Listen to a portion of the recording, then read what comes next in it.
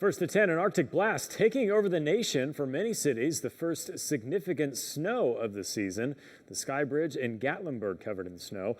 In Ohio, snow-covered roads made travel treacherous. And in Vermont, drivers were forced to deal with snow-covered streets and sidewalks. Good evening, and thanks for watching Wgxa News at 10. I'm Aaron Leedy. Tonight, the Arctic plunge is in Middle Georgia. Jeff Cox is braving the elements tonight. He joins us live in downtown Macon. Good evening, Jeff. Aaron, good evening to you and good evening, everyone. Welcome to downtown Macon, where we are officially a part of this Arctic blast. My goodness, it is frigid here and all across Middle Georgia. This morning, our temperatures around 60 degrees as you went to work and school. Tonight, temperatures are easily in the 30s.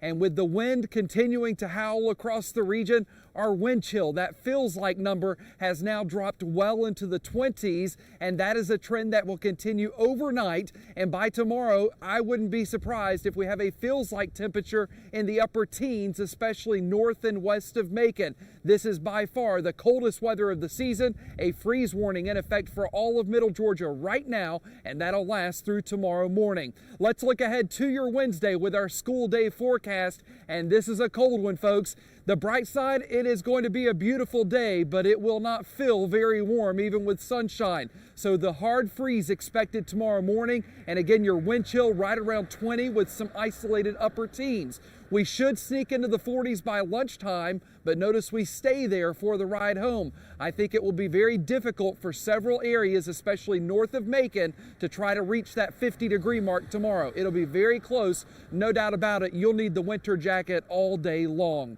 This is a story that we've been tracking for days. It's not just a Middle Georgia problem. This is a national problem. This is an Arctic outbreak that has taken over much of the nation. And tonight, places like Dallas, Texas, they are opening warming centers in places for the first time ever. If you think it's bad here, take a look at what they're dealing with in the Midwest. The early season snowfall may be picturesque in some parts of the country. I'm out here getting some exercise in the cold air. But in other areas, it's treacherous and deadly. Slippery roads are causing multi-car accidents across the Midwest. This first snow, everyone's winter driving skills are always a little rusty, so we have to be extra cautious. Fatalities are reported in multiple states, and authorities warn the low visibility will continue, along with possible whiteout conditions. Many motorists caught off guard. You have a flashlight? No. Battery-operated radio? No. If it's not snowing, it's freezing. An Arctic air mass is bringing frigid temperatures all the way from Siberia.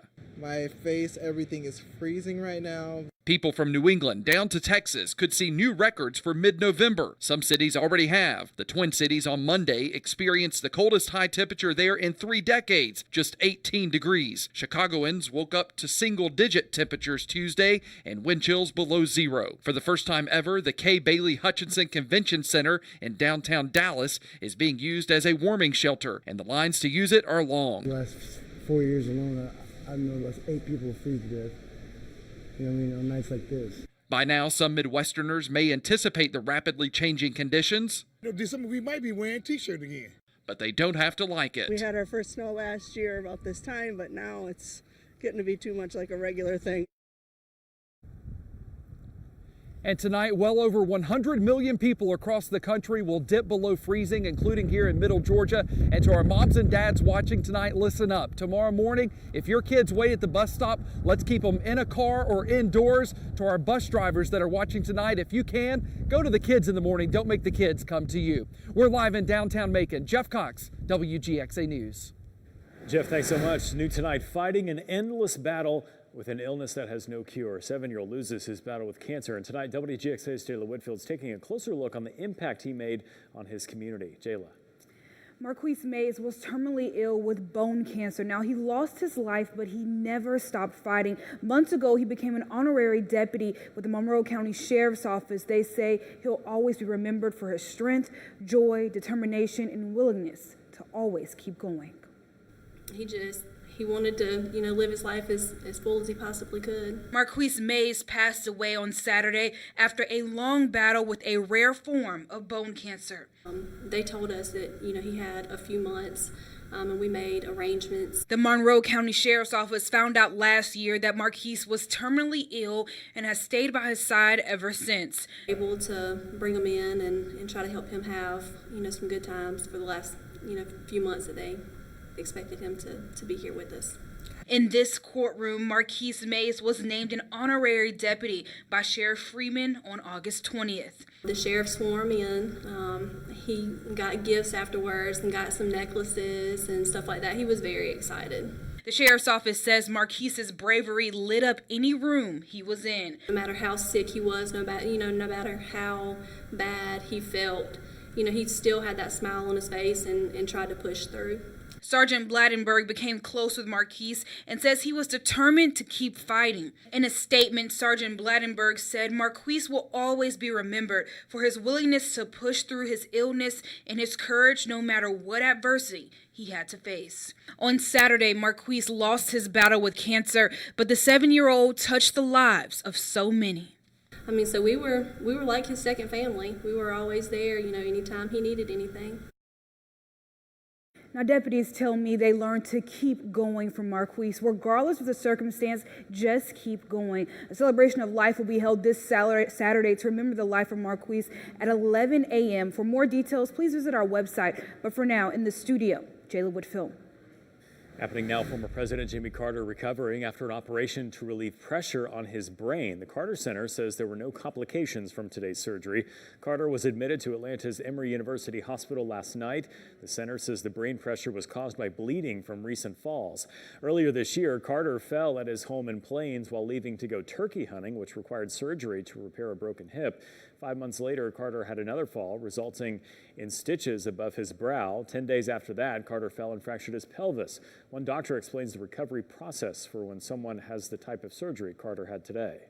The recovery is better, and over the years, recovery has got better and better because our ability to recognize them has got better, as well as the surgical tools have got better.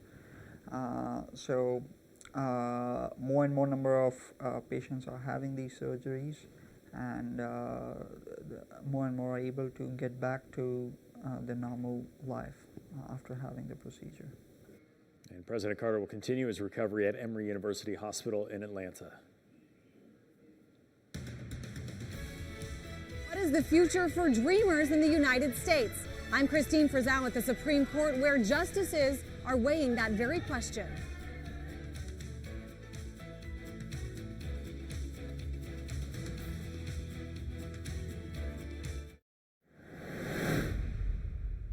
For us to just rip them from our arms and rip them from our communities, it is the most horrific thing that possibly we can do.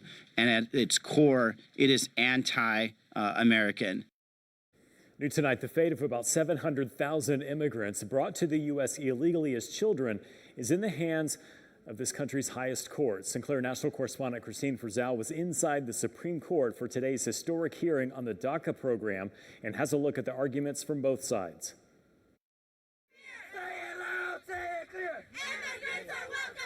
Protests outside the Supreme Court as the latest of President Trump's immigration policies reaches the 9 justices, hearing arguments in a case that could determine the future of the Deferred Action for Childhood Arrivals program. DACA said even though Congress has not given you a legal right to stay in the United States, you can stay here. The Trump administration ending that program, which started under President Obama in 2012.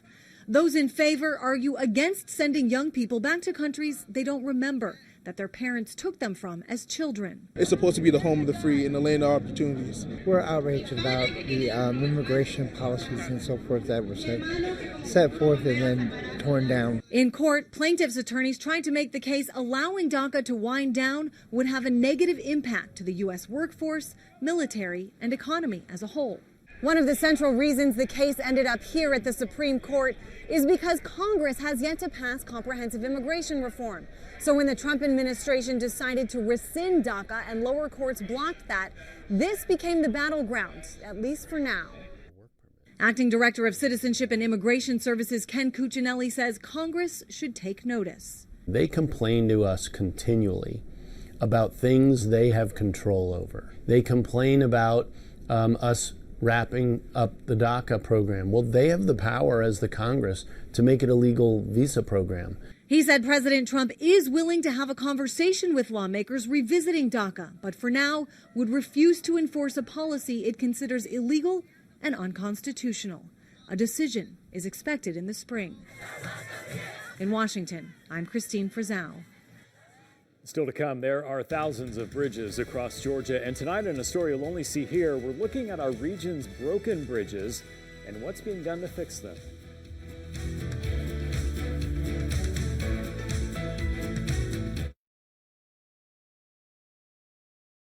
One fire station in Macon may soon be temporarily moved because a bridge near it will close for construction. Macon Fire Chief Marvin Reagan says the bridge construction will shut down part of Station 6's bay where the fire truck apparatus sits. He says because of this, the apparatus will have to be relocated. Commissioner Joe Allen says the response time will be affected at most a minute. And so the only thing that I see the problem will be is people trying to take secondary routes, trying to get to the location they're going to. The bridge project is expected to start in April. There's a growing problem across the United States. Our nation's infrastructure is aging, and in some cases, it's putting drivers like you in danger. In a story you'll only see here, Jeff Cox examines some of the broken bridges you'll find in Georgia. Daily routine, driving to work, taking your kids to school, going to a doctor's appointment, taking the family out to eat for dinner. How many bridges do you cross during the day? Odds are at least one. Georgia has 14,879 bridges. That's according to the Federal Highway Administration. But here's a number you may not want to hear, 494. That's the number of bridges they say are structurally deficient. In other words, they need help. Georgia ranks 28th in the country for bad bridges. There are 89 of them just in Middle Georgia. And you'll find one of the most traveled bad bridges in the state right here in Macon. This bridge along Highway 247 over Rocky Creek was built in 1924 and sees nearly 35,000 crossings each day.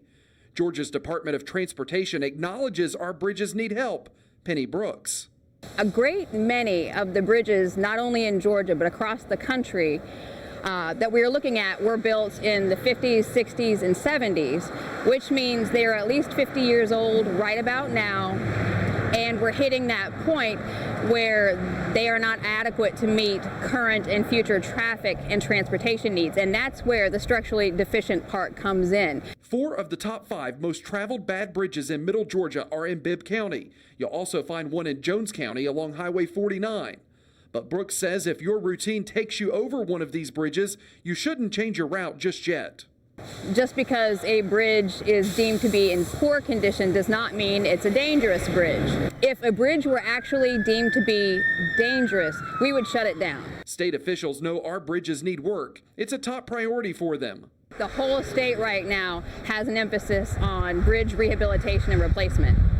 Georgia DOT has bridge inspectors that are responsible for inspecting all of the public bridges in the state. The Federal Highway Administration says it would cost $5.7 billion to repair Georgia's bridges. Brooks says that's one of the limiting factors in getting this done sooner rather than later. Let's take the entire state's budget for a couple of years and just put it on bridges. I mean, we wouldn't be able to do that. However, progress is being made. That bridge on 247, part of the 7 bridges area, although there are actually 8, is getting replaced right now. In many cases, like you're seeing here with these 8 bridges here on 247 in Bibb County, we are replacing them all. We're replacing 4 on the northbound side first, then in about a year we'll swap them and we'll do the 4 on the southbound side. This particular bridge within the next 2 to 3 years will be completely replaced and ready for the next 50 years plus of driving. Are you concerned about highways and bridges in your area? If so, Brooks has some advice for you. If you have concerns about roadway or bridges in your area, certainly bring it up to your county commission, because if they look into it and they have concerns as well, then they contact us. And Jeff joins us now. So how can people find out where some of these so-called bad bridges are? So it's pretty simple. The Federal Highway Administration has this on their website. It's public information. Do an internet search for the Federal Highway Administration Bridge Report, the bridge inventory, and you'll be able to search it there. We've also made it easy. The link is on our website. Just look for this story. All right, pretty eye-opening stuff. Yeah, sure enough. Also eye-opening is tonight's cold weather. Let's go to the maps. We'll show you where that cold front is tonight. My goodness, this thing has just plowed its way across the United States, and tonight it's pushing off the southeast coast. It's even working its way through Florida. At one point this afternoon, Jacksonville, Florida, they were in the 80s. Not so tonight. Boy, even Florida getting in on this cold blast. It is simply an Arctic blast that is taking over the country. And it's early in the season for this. Remember, it's only mid-November, so we've still got, December, January, February, probably March to go as well. So is this a sign of things to come? Well, shameless plug, my official and annual winter forecast, it'll be released later this month, so mark your calendar for that. We'll be looking into whether events like this are going to become more common this winter. So let's talk about the next 24 hours. Now that the cold is settled in, just how cold do we get? Well, I think this is a telltale sign. Freeze warning in effect for all of Middle Georgia for tonight through tomorrow morning. Simply put, it's a hard freeze. That means you need to bring in the plants and protect them. Don't forget about our four-legged friends. And for those that are looking for that extra cautionary step, certainly consider maybe dripping the faucet tonight as well, just to be on the safe side. Now, all of Middle Georgia expected to be well into the 20s by tomorrow morning, and with that wind chill factored in, it could dip into the upper teens before it's all said and done for that feels-like temperature. So here are those wake-up temperatures, and we've got the metro area in the mid to upper 20s. Once you go north of Macon, I think easily mid-20s. The warmest spots still below freezing. Americus, Cordell, and Mount Vernon, I've got you death-gripping that 30-degree mark, and in the end, we'll see if that's too warm. Bottom line, a hard freeze for everyone in Middle Georgia. Here's the temperature and feels like forecast for Wednesday. And you can see at 7 o'clock for our early risers getting ready for work and school, temperature in the upper 20s, but the feels like number down to around 20. By lunchtime, actual temperature up to 44 with a feels like in the upper 30s, and it may be a struggle to touch 50, especially north of Macon. And once the sun sets, boy, we're back in the 30s quick tomorrow evening. It's a similar story in southwest Georgia. Tonight, the entire region is under a freeze warning, so similar tips. Bring in the plants, bring in the pets, and if you're extra cautious, let that water drip a little bit out of the faucet to avoid any issues there. Here are the wake-up temperatures in southwest Georgia. For Albany, I've got you just under the freezing mark. If you're northwest of Albany, so places like Colquitt, Blakely, Morgan, Dawson, I've got you in the upper 20s. Same for Abbeville. But notice even the hot spots, Valdosta, you're at the freezing mark come tomorrow morning. Here's the hour-by-hour trend for tomorrow. The feels like number in Albany shooting for the low 20s tomorrow morning, so no doubt we're not escaping the cold. A better chance of seeing the low 50s in southwest Georgia, but similar story. Once the sun sets, we're right back into the 40s tomorrow evening. So the cold stuff here for a little while longer, and in fact, when you see the 10-day forecast, it's really not until this weekend that we start to moderate nicely. So here's what the 10-day looks like in Middle Georgia. 51 if we're lucky tomorrow, and that's with sunshine. Rain comes in late Thursday. How about the 40s again on Thursday? It'll be a rainy day on Friday with a couple of showers left over Saturday morning. Then we'll settle into the 60s as we go into next week. In southwest Georgia, rain Thursday into Friday. How about the 60-degree mark this weekend? And about 9 or 10 days from now, how about some 70s? I think they're coming back to the southwest corner of the state. We've got more news and weather coming up after this break.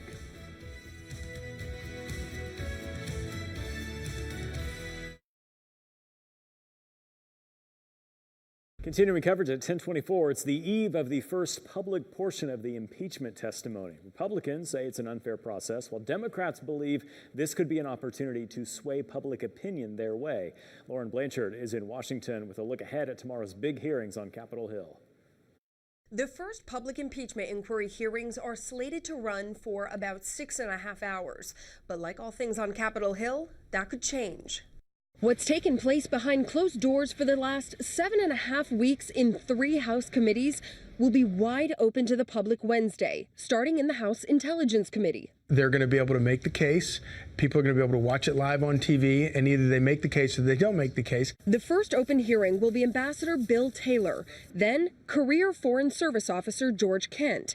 Transcripts of their written testimony were released last week. I expect these witnesses, in fairness, to be much stronger, more compelling, better prepared. It'll be 45 minutes each for Chairman Adam Schiff and Ranking Member Devin Nunes, although they can defer to counsel to question the witnesses. Then it'll open to 5-minute blocks for other panel members, Democrats and Republicans. Notably, Republicans moved Jim Jordan to the committee. He's been a fierce ally of the president and is expected to question the witnesses' credibility. They asked for it to be public and transparent, and now they're getting what they're asking for, but now they're still attacking the process. Republicans continue to say the process is unfair to the Trump administration. How can the president defend himself against some very serious charges when the main person who made these accusations, who began them, isn't even going to be called as a witness? On Friday, recalled Ukrainian Ambassador Marie Yovanovitch is scheduled for open testimony, and more than half a dozen public hearings are expected next week.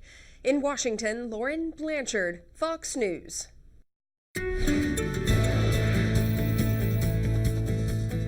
Well, we have continuing coverage tonight of the Arctic blast taking over the country. We have teams across the nation tracking the impacts, and tonight talk about from one extreme to the other. Jennifer Munoz is in Pensacola, Florida, while Kristen Bain is in Elkhart, Indiana. Cleanup here has started, although roads are pretty difficult to travel still. Take a look behind me. This is State Road 19 in Elkhart. You can see it is still snow covered and slick.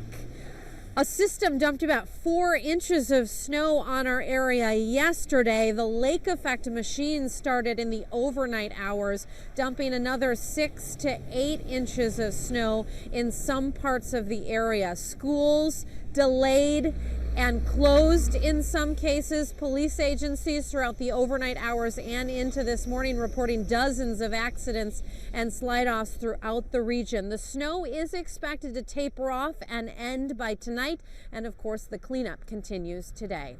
In Elkhart, I'm Kristen Bean. I'm Jennifer Munoz. Here in Pensacola, we are bracing for some chilly temps. The coldest temperatures we've had so far in the season. It's going to be down in the 20s, and we're going to get the wind chill. So nurseries like this one are preparing. They're bringing in their most vulnerable, their plants, and they're bringing them indoors. They're covering them up just to make sure they survive these cold temperatures. But in a couple weeks from now, this nursery is going to be packed with Christmas trees. For right now, they're protecting Mother Nature that they have here. In Pensacola, Jennifer Munoz. Well, thanks to both of the ladies there for braving the elements, although Elkhart elements a little bit different than Pensacola elements today. We're already tracking our next weather system, and the timing on it, look here, Thursday into Friday. This is going to be an interesting and fun system to track. It looks like the low will develop along the Gulf Coast, slide off, and then move up the East Coast. Now, a setup like this during the winter months, this would bring potential snow, but let me stress, this go around, believe it or not, by the end of the week, it looks a little too warm for that. And so it looks to be a huge rainmaker for us at times. I think Thursday night, all day Friday, and into Saturday, we're looking pretty wet right now. This type of system would bring moisture in from the Atlantic. If there were cold air available, it would be funneling that moisture into the cold air. At this point, I think it looks cool, not cold.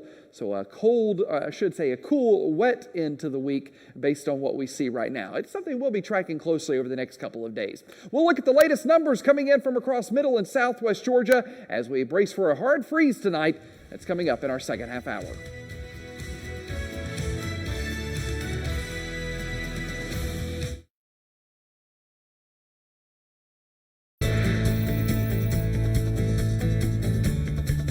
First at 10:31, the numbers keep falling. Jeff Cox is back in the Skywatch Weather Center tracking this Arctic blast. Jeff, how cold is it going to get for us tonight? Way too cold for me tonight. That's certainly, you said yesterday you can deal with this. This is Indiana weather. I looked at the temperature back home from where my parents are. It's 9 degrees there. Okay, well, they can have that. No doubt about it. My goodness. We're not going that cold tonight, but a hard freeze certainly shaping up. Welcome into the Skywatch Weather Center. Yeah, as he mentioned, the numbers keep tumbling, now down to 29 in gray. We're below freezing in Thomaston and Butler. We're at freezing in Macon and Perry, just above it in Warner Robins. 34 for Milledgeville, 36 in Dublin. But the number you have to deal with tonight is the wind chill, the feels like number, and many of us are in the 20s already for that tonight, and we will stay there during the overnight hours. School day forecast for Middle Georgia, upper 20s at the bus stop, mid 40s by lunchtime, and upper 40s for the ride home, and that's with sunshine. I mentioned at the top of the show, I'll beg my bus drivers that are watching tonight, if this is if you have a situation where you can let the kids wait indoors and you go to the kids as best you can, I think that's the best setup tomorrow morning so that we're not making the kids wait outdoors in this weather. Really, really cold. Similar story in southwest Georgia. Look at the numbers tonight. Mid to upper 30s with some low 40s in our southeastern counties. So the cold spots are northwest of Albany. Blakely, you're at 32. Morgan, Dawson, and Americus at 34. Albany, we're sitting at 37 right now. School day forecast in southwest Georgia, below freezing at the bus stop, mid 40s by lunchtime, up to around 50 for the ride home. And again, that's with sunshine. So a frigid night ahead. We'll track it for you hour by hour. The question now becomes, when do we warm up? The answer is on the 10-day, plus we're already tracking our next weather system, what it brings and when. That along with a final look at your 10-day forecast. It's coming up in just a few minutes. All right, Jeff, we'll see you then. New tonight, a 7-year-old loses his battle with cancer. Jayla Whitfield back with a closer look at the impact that boy had on his community. Jayla. That's right, Aaron. Marquise Mays was terminally ill with bone cancer. He lost his life, but he never stopped fighting. Now, months ago, he became an honorary deputy with the Monroe County Sheriff's Office. They told me he'll always be remembered for his strength, joy, determination, and willingness to always keep going. Marquise Mays passed away Saturday, and the Monroe County Sheriff's Office found out last year that Marquise was ill and has stayed by his side ever since. They told us that, he had a few months. And we made arrangements through Jay's Hope and some other foundations to take him to the Georgia Aquarium. We were able to take him to go out and get ice cream. We had it arranged through the Sheriff's Office to make him honorary deputy. Two of his favorite cars, a Mustang and a Camaro, so we had it arranged where we had a corporal with one of the new Camaros come to the school and pick him up. The Sheriff's Office says Marquise's bravery lit up any room he was in. He may have lost his battle with cancer, but the 7-year-old touched the lives of so many people. Now, deputies tell me they learned to keep going for Marquise. Regardless of the circumstance, just keep going, they tell me. A celebration of life will be held this Saturday to remember his life at 11 a.m. For more details, please visit our website. But for now, in the studio, Jayla Whitfield. Authorities have released new details tonight about the murder of a Clark Atlanta University student. Police have charged Jordan Jones and Jones's boyfriend, Barron Brantley, with murder. Court documents show that authorities said Crawford and Jones got into a physical fight at their off-campus apartment. Now, police think Jones's boyfriend got involved in the fight, and according to the documents, choked Crawford with his hands until she stopped breathing. There's also new developments tonight in the search for a missing 5-year-old from Florida. We've learned the mother of Taylor Williams has been arrested and charged with child neglect and giving false information to investigators. Now, this comes after remains were found in Alabama, which have not yet been identified. Police say the mother is in the hospital after an apparent overdose. Developing now, Anaya Blanchard is still missing. She is a student at Southern Union Community College near Auburn, Alabama, who's been missing for nearly 3 weeks. Well, people in Blanchard's hometown of Homewood, Alabama, gathered to pray for her and her family. And they say they plan to have weekly prayer gatherings until she's found. I grew a lot throughout high school because of her friendship. She is the definition of a true friend. She was there when I was broken. She boosted my confidence when people were trying to tear me down. She made me laugh so much my stomach would start hurting and my cheeks would hurt. She was just present and loving and caring. And blood linked to DNA linked to Blanchard was found in her vehicle. A man has been charged with first-degree kidnapping, but her whereabouts are still currently unknown. Also new tonight, lawmakers in Alabama pushing for the Ashanti Alert Act after Anaya Blanchard went missing. It's a new federal law that would provide an alert for missing or endangered adults ages 18 to 64, but the Department of Justice has yet to implement that alert system. For Anaya Blanchard's father and stepmother, stressful doesn't begin to describe the last 2 weeks. No rest, sleepless long nights, and a lot of worrying. On Friday, Elijah and Yashiba Blanchard told me they knew something was wrong as soon as their daughter went missing. She was too responsible and too organized to just disappear with somebody and not let anyone know. Anaya was too old for an Amber Alert. I feel like if we had the ability to blast people's cell phones within the first 3 to 4 days, that we would be further than where we are now. They're still young people, and their parents need to have a mechanism to be able to find them. State Representative Marika Coleman is calling for the DOJ to implement the Ashanti Act, which the president signed into law 10 months ago. Is there something Alabama can do instead of just waiting for the DOJ to implement the Ashanti Act? Yeah, 100%. When the session starts next year, we could look at the Virginia law, the state law, and pass our own state version. Coleman expects to have bipartisan support. We just have to do something. We need more tools in the toolbox to be able to help law enforcement, to help missing children, missing young adults, and then missing senior citizens. Obesity rates on the rise in the South. New tonight, the solutions to combat the rising rates.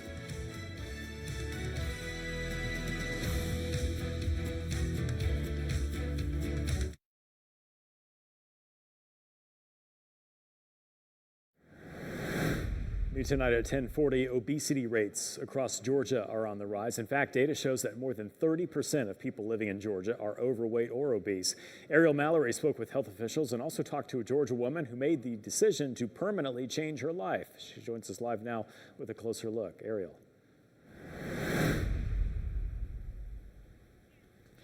Now, right now, the current obesity rate in Georgia sits at 32.5%. That's according to a report that was released by Trust for America's Health earlier this year. Now, the overall national average, this is lower. It is currently 30.9%. My advice to anyone who's struggling with their weight the way I did all my life, you have to come to that point, your aha moment. Jackie Alexander says her weight gain bloomed more and more at a very early age in her life. I'm going to say it was in high school.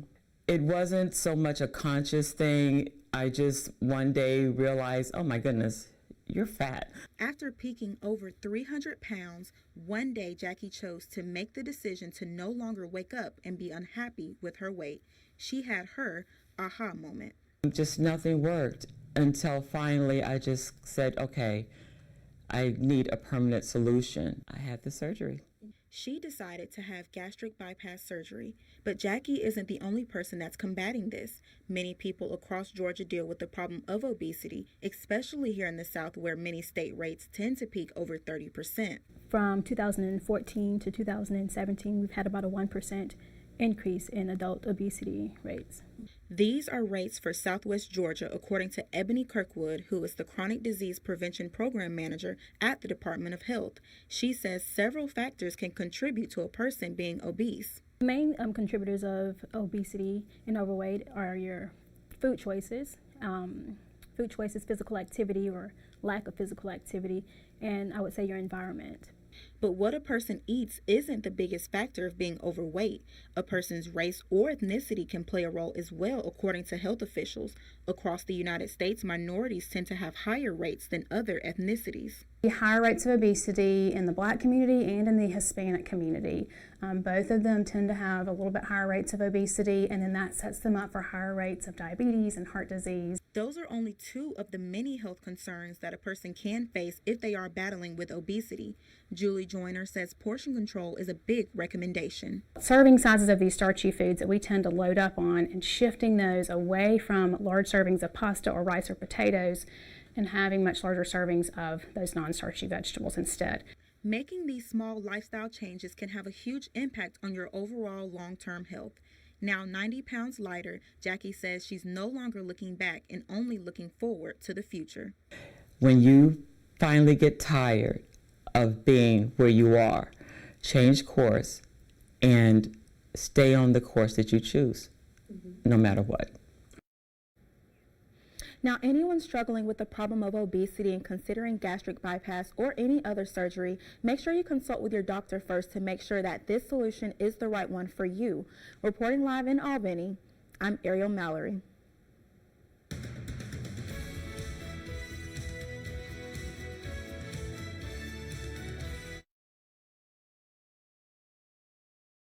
Tonight, police have identified a suspect in the investigation of 4 people who were shot in Vidalia Saturday night.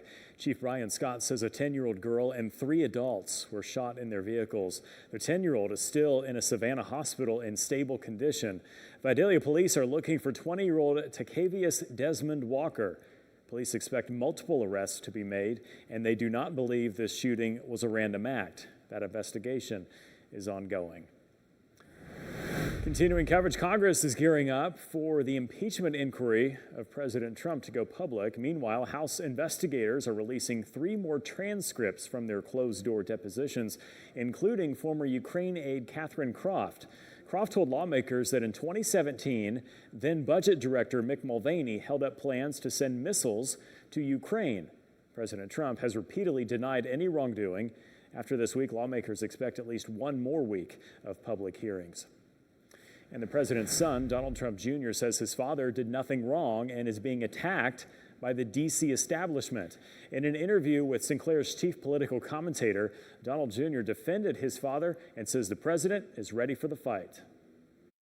He's used to it. He's been dealing with this nonsense his whole life. I mean, this is a on roids, version of it, but, he likes that fight. He likes being in the fight. He's sort of like a game time player. He actually does better under that kind of pressure. And honestly, we all know the impeachment inquiry started on November 9th, 2016, about 5 minutes after they realized he had done the unthinkable, which was to take on the establishment and win. This thing started then. The Washington Post wrote their first... Now, Donald Trump Jr. made the comments during an interview promoting his new book, Triggered: How the Left Thrives on Hate and Wants to Silence Us. By the way, we'll carry the impeachment hearings tomorrow. We'll also stream those hearings over on our website. Mick Mulvaney is dropping plans to sue in federal court over his House subpoena in the impeachment probe. Instead, his attorneys told a federal judge that the acting White House chief of staff plans to obey the White House and Justice Department's direction for him not to testify. The move ends a maneuver in the courts that Mulvaney began Friday in an attempt to reposition himself legally after he didn't show up for his subpoenaed testimony in the House. And looking ahead, the public will hear from top diplomat to Ukraine Bill Taylor and Deputy Assistant Secretary of State George Kent tomorrow. The former U.S. Ambassador to Ukraine, Marie Yovanovitch, is also set to testify this Friday.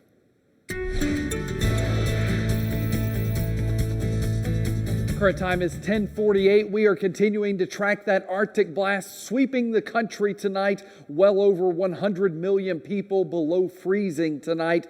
And we will have many of those right here in middle and southwest Georgia. Tonight, the cold front is off the East Coast, working its way through Florida. So even they are getting in on the cold stuff. Of course, cold is a relative term, and we would actually probably enjoy what they're dealing with tonight compared to what we have. I mean, just an enormous amount of cold air spilling south. And I think the takeaway with this, and it depends on how you go about thinking and the evidence that supports it, but this is only mid-November. We've still got December, January, and February to go. So what is this winter going to bring if we're already dealing with outbreaks like this in November?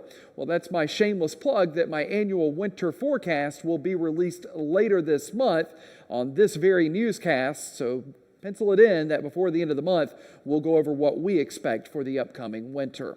All right, freeze warning is in effect tonight through Wednesday morning. Bring in the plants, bring in the pets. If you need to be extra cautious to be on the safe side, leave a little drip out of the faucet. Also, a good reminder from Georgia Department of Transportation, cut off your sprinkler system tonight. We don't want any black ice on the roads with the sprinklers coming on during the overnight hours. Wake up temperatures in the 20s for just about everyone in Middle Georgia. Certainly the coldest air of the season and the first hard freeze for the entire region at the same time. So tomorrow morning, we're expecting temperatures in the upper 20s with a feels like number down to around 20.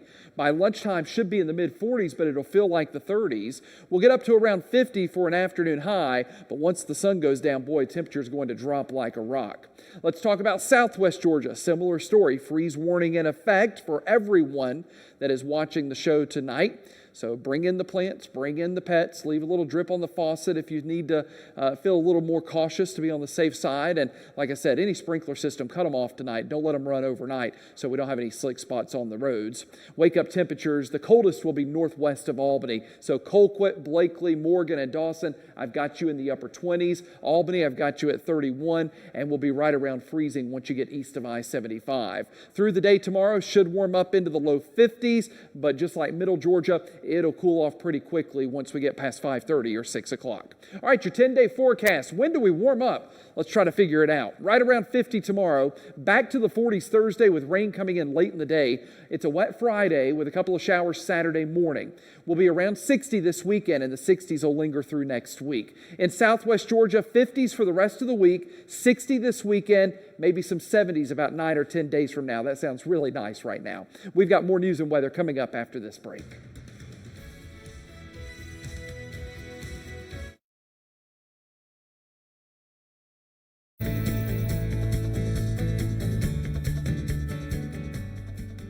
We have continuing coverage of the Arctic blast taking over the country. As we talked about in our first half hour, we've got teams across the nation tracking the impacts. And tonight, talk about from one extreme to the other. Caitlin Wright is in Pensacola, Florida, while Phil DeCastro is in Green Bay, Wisconsin.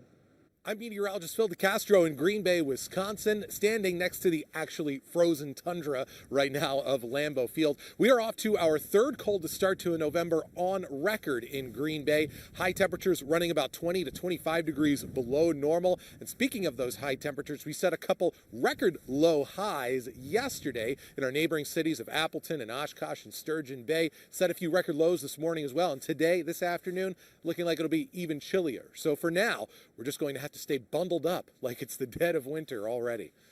Meteorologist Caitlin Wright here in Northwest Florida, Pensacola, Florida to be exact. We started off this morning with temperatures in the 70s, and then those temperatures fell very quickly. We are feeling like we are in the 30s with an actual temperature in the 40s, and it's all due to that north wind. The wind is definitely gusting this morning, and it will continue throughout the day. We have a wind advisory in effect right now, and then we have a freeze warning in effect as we head into the evening hours into Wednesday morning. We are going to see feels like temperatures in the teens away from coastal zones, and coastal zones are going to feel like we are in the 20s. So the coldest air of the season has arrived to Pensacola. No wintry precipitation, but just the cold. So we're letting everybody know, bundle up and layer up, and it will be warming up back to the 60s this weekend.